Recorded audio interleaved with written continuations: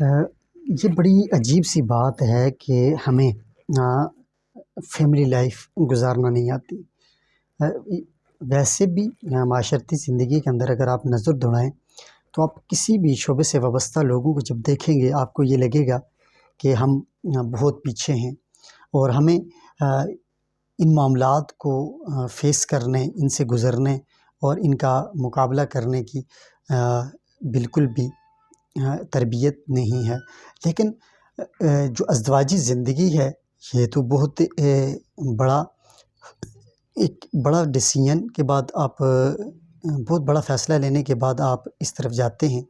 کہ آپ نے اپنی پوری زندگی آگے کی۔ آپ کو نہیں معلوم کہ وہ چند مہینے ہیں، چند دن ہیں، چند لمحات ہیں کہ چند سال ہیں۔ ان سارے کے سارے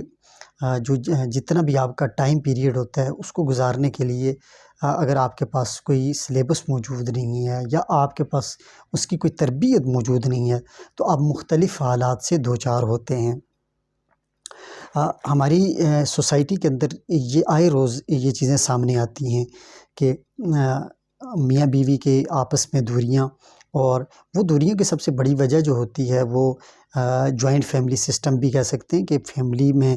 باقی لوگوں کا میاں بیوی کے معاملات میں انٹرفیئر کرنا اور ان کا ایک دوسرے کے لیے ان کو ابھارنا۔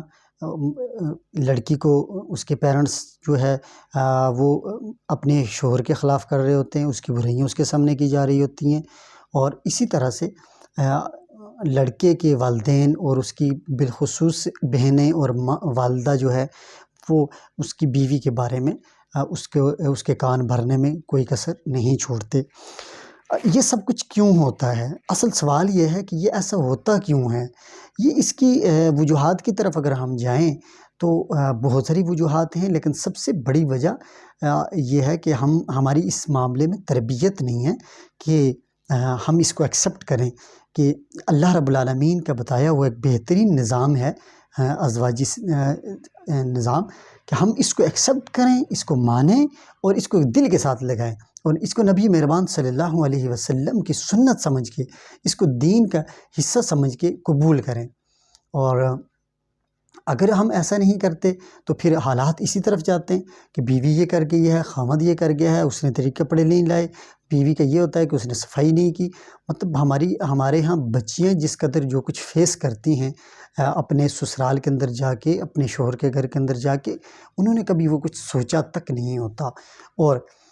وہ لڑکا جو بالکل معصوم ہوتا ہے، جس کو کسی طرح کے حالات کا نہیں پتہ ہوتا، وہ تو درمیان کے اندر پس کے رہ جاتا ہے۔ تو میں ان بہنوں سے ریکویسٹ کروں گا کہ آپ کسی کی باتوں کے اندر مت آئیں۔ اگر آپ یہ سمجھتی ہیں کہ آپ نے اپنا گھر بچانا ہے تو آپ سب سے پہلے اپنے شوہر کی طرف دیکھیں، اور شوہر کو چاہیے کہ وہ اپنی بیوی کو دیکھے، کہ آپ ایک دوسرے کے اندر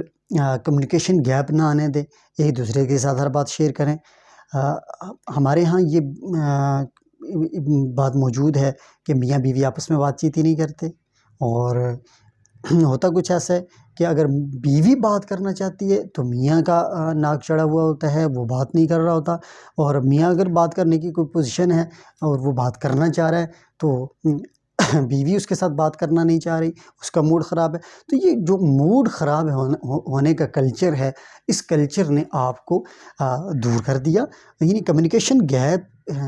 ایسی چیز ہے کہ کمیونیکیشن گیپ آنے کی وجہ سے آپ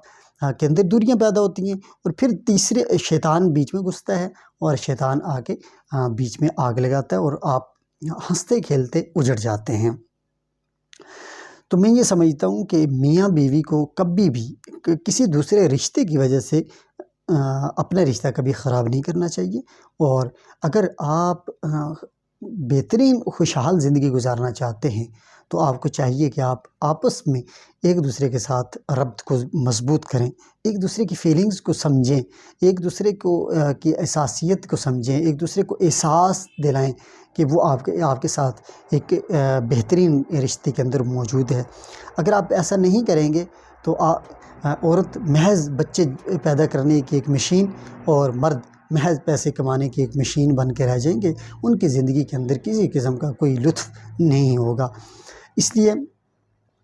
کوشش کی جائے کہ جوائنٹ فیملی سسٹم اگر ہے بھی تو ان کے چولہے الگ ہوں، ان کے معاملات الگ ہوں، اور پرائیویسی اتنی ہو کہ میاں بیوی بہترین زندگی گزار سکیں۔ ہمارے ہاں ایک ہی جگہ پہ 20 فیملیز گھسی ہوتی ہیں، اور ان کے آئے روز اس قدر مسائل ہوتے ہیں کہ وہ گھر ایک جہنم کی کیفیت پیش کر رہا ہوتا ہے۔ تو ایسی زندگی سے یقیناً سب کو اکتاہٹ ہوتی ہے، اور کوئی نہیں چاہتا کہ وہ جیے، اور بہت سارے لوگ پھر اس طرح کے فیصلے کرتے ہیں جو ان کے لیے بالکل بھی غیر مناسب ہوتے ہیں۔ تو اس لیے کسی کی برداشت کا امتحان لینے سے پہلے ہی آپ کو چاہیے کہ آپ وہ قدم اٹھائیں جو آپ کے لیے ضروری ہیں۔ تھینک یو سو مچ۔ اللہ حافظ۔